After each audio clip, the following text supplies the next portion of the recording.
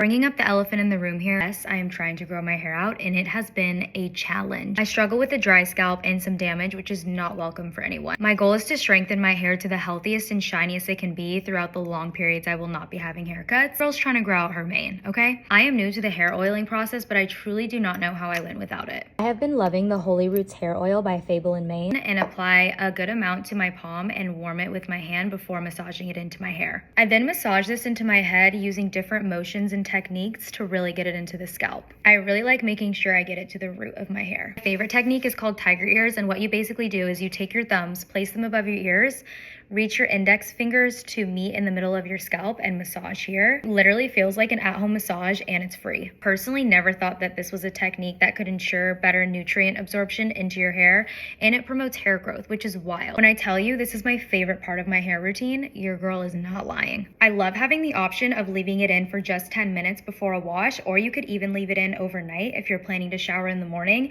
and really get that oil absorbing into your scalp. If you're looking for a good way to promote hair growth, have the healthiest and shiniest hair you've ever had, or to alleviate stress with a good massage, I definitely recommend checking out the Fable in Maine HoliRoots hair oil. You guys have to try it.